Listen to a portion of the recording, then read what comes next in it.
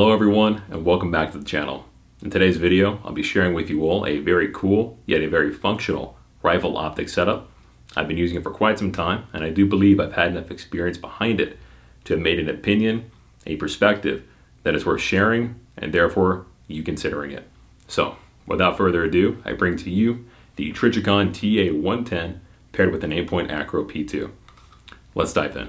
First and foremost, what has my experience been like with this optics package?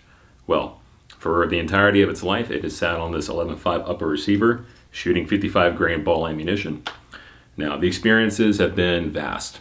It has been everything from bill drills at 7 yards to shooting at, well, 730 yards.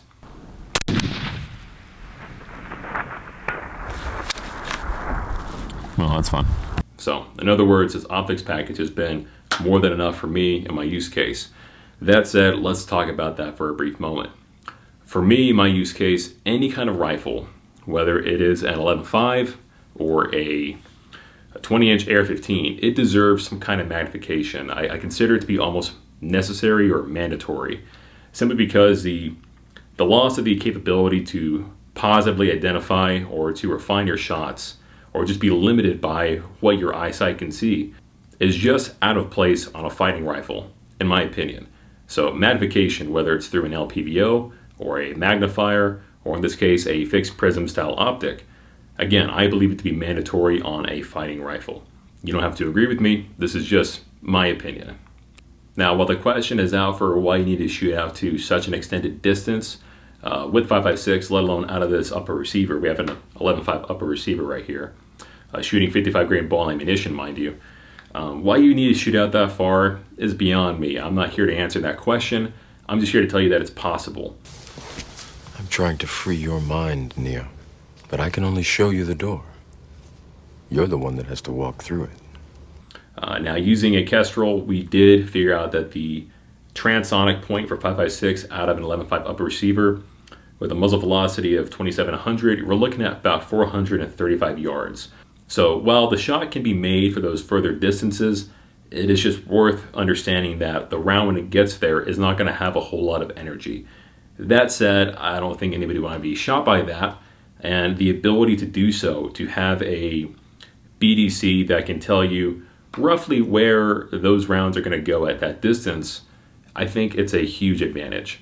Something worth noting is that despite the ACOG's BDC not being tuned for 55 grain ammunition coming out of 11.5 inch barrel, the horizontal stadia lines have been very, very accurate for me. I'm talking first round impacts out beyond 400 yards are very easy and very repeatable for me.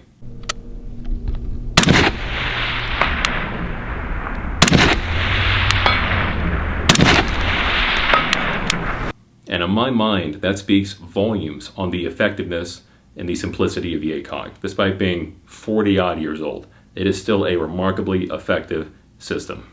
As for the P2 and why I chose it, again, like I said with the SPR video, on my carry Glock, I have an Acro P2. So just having an identical footprint, if you don't do that, at least having an identical battery, that sort of thing, across your carry gun and your other rifles, I think is a very smart play. It's a little undervalued these days when you have battery commonality or just offset dot commonality with your setups, because if the aim point on the Glock failed for whatever the reason is, I could take this one off and zero it. Whereas, if this rifle needed to have some kind of night vision, capability, I'm not stunted too bad there because I do have the maul on the front. As for the height of the P2, height over bore, we're looking at just over 4 inches. The centerline height that you often see used for marketing a optic mount like a T2 Unity Fast, that's 226. This is about, I would say, 2.91. I do have a GBRS Hydra mount that's under review with a T2 on it, and mounting them on the receiver, they line up basically perfectly. If I ADS both optics behind each other, the dot is literally overlaid on top of the other one. But this does bring up the question of what is this optic mount? And for those of you wondering, this optic mount is a custom mount made by Wager Machine Works. The P2 mount was about $100. It has been reliable. I've not had any shift in zero, anything like that. It's been a very great product. That said, TRX Arms does make a T2 mount, or a P2 mount rather, for the TA110 and TA02. It's about $50. However, If you're looking at height over board, you want to be conscientious of getting this red dot as low as possible. I would go with the wager mount instead, just because the T-Rex arms mount, instead of having the plate right behind this piece right here, you can see that the T-Rex arms mount actually mounts the plate on top of this flat top right here. So we're actually going to increase the height of our board just a tad bit more. I think it's at a sort of a sweet spot right now, and bringing it any further, for me, would not be preferred. I do like where it's at. So again, another option out there, you go with T-Rex arms mount for half the price. It's just going to be a little bit taller. Now, before I delve into all the pros and the few cons of this optics package, I think we're better suited speaking on red dots and magnifiers first, just so the contrast will be more evident as we talk about the ACOG. Now, the pros for red dot sights, because there are a few, and there are very strong reasons for you to consider a red dot for your rifle. First and foremost would be that it is a fixed one-power optic, meaning that it is very simplistic for you to use, whether you're an expert shooter, you've had some time, or you're a novice shooter. Generally, that point of aim will be point of impact within reason. Now, not all red dots are created equally. Some red dots have a little bit more distortion or a false one power. But when you get into a higher quality red dot, even some of the Holosuns I've seen at the more budget level, they generally have a true one power. The other pro of a red dot would be its eye relief. The eye relief on red dots is generally regarded as being infinite. So if you find yourself in a awkward, unconventional, unaided shooting position, maybe you're working a barricade, whatever it is, you're not going to have trouble finding that dot or using that dot. And if you have a quality red dot, like an Aimpoint, you're going to have very minimal parallax. So again, point of aim within reasonable distance will generally be your point of impact. Again, very simple, very easy to use, and very forgiving to use. With the pros out of the way, let's discuss the cons of a red dot paired with a magnifier. First and foremost, if you have a tube style red dot, be it like an Aimpoint T2 or any micro series, you have two lenses.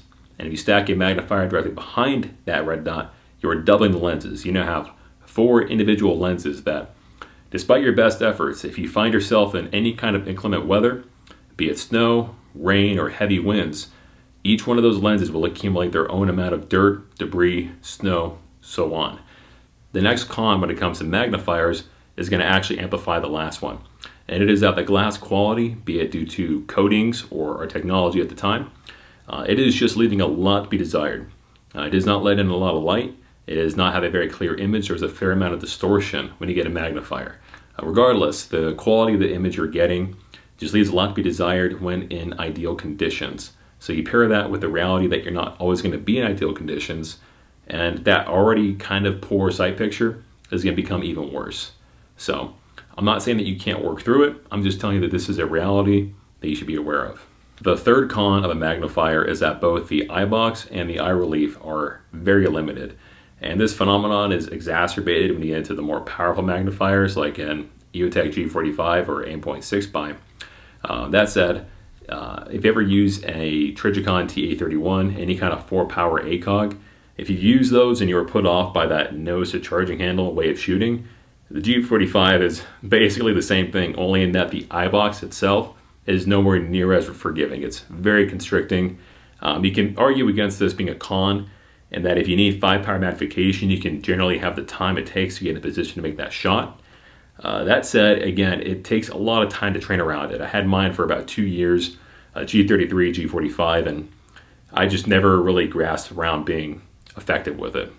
I'm not saying that you can't learn how to use it effectively. Again, there is a learning curve to really everything, and everybody is different, but it's going to take you more time, more dedication, more reps to make it second nature for you.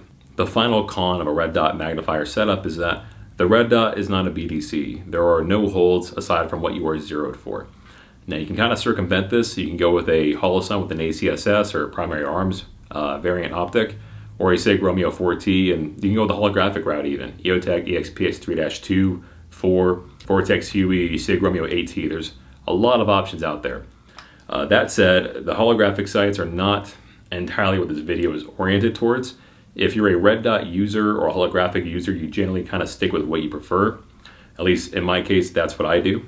That said, those are other options. However, they're not nearly as complex or refined, rather, as a BDC like in an ACOG or in an LCAN. Now, this might not be a con for you in the least bit because maybe You don't ever shoot beyond 200 yards. You live in the city, your department's SOPs are nothing beyond 200 to 300 yards, whatever it is. I respect your situation. My situation, my circumstance is that I have a lot of open range. I like pushing rifles out to their limits, and I like seeing what my limits are as well. So having an optic that has any kind of BDC or reference point for me to do that and use it effectively, basically just not floating a dot into thin air. For me, I just prefer that across my setups, be it, again, 11.5, 16-inch, 14.5, whatever. All right, now I'm going to stop myself here because I am fully aware that this is probably coming off as a guy hating on magnifiers, and that could not be any further from the truth. I really do enjoy them. I do see the use case, and I would rather have a magnifier with a red dot than no magnification at all. I really would. That said, I bring up all those cons because now that we're going to speak on this ACOG setup, the differences and similarities, they're going to be in a better contrast. First and foremost, when I was speaking on the magnifier, I was bringing up that you're stacking lenses, and obviously with this kind of setup or an LPVOa with an offset dot, you only have 2 lenses per optic. 2 and 2, it's very easy to see, so the idea that we're going to have clearer lenses and our inclement weather is going to be a greater chance of that. In further contrast to the point I made on the lens glass quality on magnifiers not being super great, the quality of image through an ACOG is superb. The glass quality, whether it's through a 4 power, this 3.5 power, 1.5, whatever ACOG you're looking through, it is always very, very, very good. Another pro for the ACOG is going to be its eye relief. Again, the red dot magnifier setup is not generous on eye relief. If you flip down the magnifier, again, you're back at that infinite eye relief with that 1 power red dot, but we have that right here, no question. But how about our magnified optic, our 3.5 power TA110? I believe Trijicon rates it around 2.5, 2.6 inches of eye relief, but I can use it well beyond that. My preferred sight picture is about right here, but I can use the optic pretty far back if I had to make that, that rapid shot in an unconventional position. The next thing I want to speak on is field of view. Field of view for this guy, I believe, is around 29 feet at 100 yards, just a little bit less than the 4 power ACOG. That said, for my use case, anything 100 yards and in, I have not had trouble finding my targets. If I'm looking at a target at distance and I can't really find it, what I will do is default to the P2 on top. Like I said in the SPR video on the Mark V, if I can't find my target, I will overlay the dot on top and then pop down to the magnified optic. And again, if I'm not right on top of the target, I'm in the general area and I can find it. My next pro for this optic setup that's going to be in stark contrast to my earlier remarks on the red dot with a magnifier is that we have a legitimate BDC reticle. Without compromising our 1 power red dot, we have an optic that can range man-sized targets out to 800 yards. Now, as for why I chose the horseshoe reticle, I find that it does a lot to draw your eye in, kind of like how a donut of death from an EOTech is going to do more to draw your eye in than just a plain red dot. This is not a precision optic, it's not a precision rifle, let alone. So there are other options out there, again, like the crosshair reticle and the famous chevron, but I find that the precision of the crosshair reticle is not necessary, and that the chevron is a little too blunt and a little too simplistic for, again, bringing my eye in for those close targets, for those rapid shots, so on and so forth. The horseshoe is kind of the best of both worlds, I have found. All those pros and cons out of the way, right, when it comes to magnifiers, red dots, and this ACOG. Let's talk about the ACOG itself and why I chose this particular model. This model, again, is the TA110. This is our 3.5 power ACOG, and some of you are going to wonder, is it worth it over a 4 power ACOG? We're losing a little bit of magnification. And in my experience, it is negligible. I mean, having both side by side and looking through them, you really can't tell, and honestly, that 0.5 magnification is not going to make or break really anything. And if you're using a magnifier with a 3 power magnification, well, this has 0.5 more. Does that mean anything to you? For me, it doesn't, but your mileage may vary. That said, the gains of the TA110 do not come for free, right? We have, for one, a longer optic. This is about 8 inches, a little longer than the length of the receiver, compared to a TA31, a 4 power ACOG. Those are about 6 inches, a little more compact, and they're also a little bit lighter. That said, the weight on this isn't tremendously bad. Again, it's about 1.7 ounces or so, and most of it's going to be centered on the receiver. It's not like it's going to be, a maul or a suppressor where it's on the front end of your rifle, kind of weighing you down and being very noticeable. It's further back, it's very manageable. And again, it's going to hammer it home. The eye relief alone on this ACOG, I think, really does a lot of good in terms of rounding out the ACOG, in terms of modernizing the ACOG is another way I could say it, because the TA110 is about 40 years old, thereabout. For most people, if they've looked through an ACOG, it's only been a 4-power ACOG, and that might have soured ACOGs for you. That said, if you get a 3.5 power like this, TA110 or the TA11 with a fiber optic, you will be very surprised, be pleasantly surprised, and you might actually start liking ACOGs. Worth noting is that this ACOG is battery powered by a single AA battery, and this was a deliberate choice of mine, and I'll tell you why I chose the battery power over the classic fiber optic.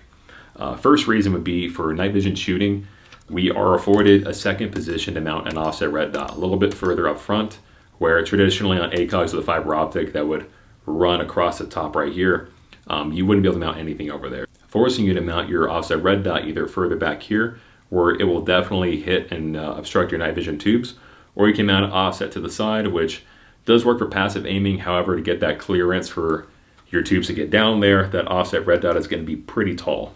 So some considerations, but for me and the passive aiming that I've done so far with this, not a whole lot admittedly, but I've done it. I have not had any issues bumping into either the P2 or the TA110. Now, the obvious reason you choose an LED ACOG over the fiber optic is because you want to have manual control over how bright your reticle is. It's very common to find fiber optic ACOGs with electrical tape taped over them. The TA31 that I have is about 10 years old and has electrical tape covering up like 90% of that fiber optic, and in daylight conditions out in the desert, it is still too bright for that precise kind of shooting. So obviously the classic scenario, you're in an enclosed, darker space, right? If there's not a lot of ambient lighting, and your fiber optic is not taking up enough lighting to be bright enough to contrast against a target that's in a much brighter area. Conversely, if you're in a bright environment with a ton of ambient lighting, the sun's beating down on you, and you're shooting a target that's in an enclosed structure, that reticle is going to be blooming quite a bit. And again, electrical tape can kind of solve that, but what else can solve it is just turning it off or adjusting it to where you need it to be. And speaking of illumination, when it comes to the amount of settings we do have 6 brightness settings. I'd consider level 6 to definitely be daylight bright. The brightness settings in between them is a stop. It'll turn it off, so you don't have to go from 6 to 0 just to turn your optic off. Now, at this point of the video, I've covered a lot of the similarities and differences between this setup and a red dot and magnifier, and even some of the pros, just some of the facts on this setup. That said, how does it compare to an LPVO? Because I'm sure some of you are wondering. Well, first and foremost, this setup is going to be a little bit more simpler to use. I mean, there's a reason it was standard issue for infantrymen for quite some time, and it's still in service to this day. It's because it's very simple and it's still very effective. That said, LPVOs are going to offer a lot more variety in terms of reticle choice, just because you have so many different manufacturers making them, where we only have Trijicon here, and if you want the other closest option to a fixed prism style reticle, or optic rather, you have the Elcan Spectre. But when it comes to LPVOs, again, you have a lot more variety there. You also have, I would just say, variety in the simplicity of the reticles and the optics themselves. We'll go with the Vortex Razor Gen 2 for our purposes here, which I believe has 3 different reticles. You have a BDC, you have an MOA, you have a mil radian reticle. Obviously, as you get into the more mil radian compared to BDC, it is a little more complicated. You're looking at like a Night Force Attacker 1:8 with a DMX reticle. You have a lot more that you can do with that than you can with this when it comes to dialing, when it comes to wind, all that sort of stuff that you might find. But again, that does kind of beg the question, what are we trying to do with the optic? This is the 3.5 power ACOG. I can do a lot with it out to distance. That said, the further I go, we're losing a lot of velocity. We're losing a lot of the intents and purpose behind this kind of carbine. We also are very vulnerable to wind. When it comes to wind and ACOGs do not fare very well. Where an LPVO, again, you have, depending on how complicated the reticle is, you have much more to work with. If I'm shooting 500 yards with a ACOG and my buddy has an LPVO and the winds are 10 miles per hour plus, he's going to have a much greater degree of repeatable hits with his LPVO than I will with my ACOG. Now, Trijicon did sort of remedy this back in 2017 or so with the ACSS reticle when they parted with Primary Arms. That said, as far as I'm aware of, it's only available with the 4-power fiber optic ACOG. It's not in a 3.5 power, nor is it available with an LED ACOG, battery-powered ACOG rather. So that option is out there. I would love it if Trijicon would introduce a more modern, more accommodating reticle with ACOGs. However, I'm not holding my breath on that. Additionally, we have, again, a fixed power optic. With an LPVO, a variable power optic, we have the choice from 1 to 10, 1 to 8, 1 to 6 most commonly, but most folks that I've seen in my time with LPVOs has been this. You're using an LPVO and you're going to just use it from 1 to whatever the max magnification is, maybe somewhere in the middle for those more intermediate shots. As for magnification, I mean, obviously with an LPVO, you'll have greater PID capability. To address this, I would say that if you're using a 3.5 power, 4.5 power ACOG, in a group setting, you likely are going to have somebody there with a more powerful rifle optic, or the access to a spotter scope, or a rangefinder that has more magnification for you to PID with in general. PID capability with an ACOG is not the best, but that said, PIDing with a 6 power, 8 power, 10 power might not even do you that much as well. I mean, I mentioned that in my SPR video. If you're trying to get out to those distances where that PID capability is really necessary to match those distances, you're not going to have an LPVO regardless. Another consideration is that whatever LPVO you're looking at, if the glass is not up to par with the magnification that it's rated for, you're not going to be as effective as you might think. Just because, again, as the glass is not bringing as much light, it's not as refined, there's more distortion, or even just in a more budget scope, you're going to have a less refined reticle. You might not be able to use it as effectively as you think, where with a simpler, lower power optic like an ACOG with tremendously clear glass, I can use it very effectively out to distance. The last thing that I'll say on the setup is that it is not the cheapest. There are cheaper ways to go about an ACOG with a red dot, however, this is not one of them. The TA110, specifically with a red horseshoe reticle, for me was $1,100. The P2 is about $600. I paid about $550. This mount was $100. So we're looking at about $1,750 or so, if my math is correct, for a setup all in all. However, if you're looking at a Razor Gen 2E, it's about $1,100. You add a cantilever mount in there. You add an offset red dot, and you're well over $2,000. Aimpoint T2 EXPS3 with a G45. Again, you're in that $1,300, $1,500, $1,600 range. So no matter which way you go, this setup is not going to be cheap. That is the unfortunate reality for it. But it's better to, in my opinion, do the research, buy once, cry once. Don't buy this setup just because I'm recommending it to you. I mean, if you can look through this ACOG and be blown away by it and let that steer you in the direction, feel free. But do your research. Don't buy this just because I recommend it. But also don't just buy a magnifier or LPVO because another guy on YouTube said so, or there's memes on Instagram. You want to buy what is tailored to you. You want to invest into what works best for you. With all this said, what are the final impressions of this optic, you guys? I've put thousands of rounds through it. I've had it for several months. I've even sold my T2 and G45 that once sat on my 11.5 carbine. I think it's a winner. I really do. I mean, I believe in it. It's been very effective for me and my needs. And I would love to see it if more people would start looking into the 3.5 power ACOG, simply because I think that they're the most modern, most well-rounded version of the ACOG that's out there. And a lot of folks, they will buy a 4-power ACOG and they will sell it on the secondhand market not too long after because the buyers are more sets in and, well, the eye relief didn't do it any favors.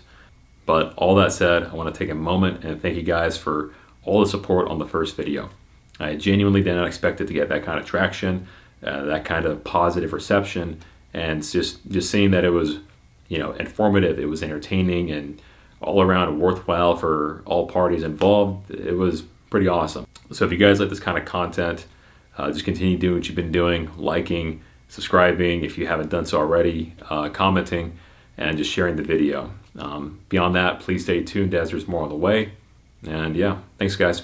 Be well.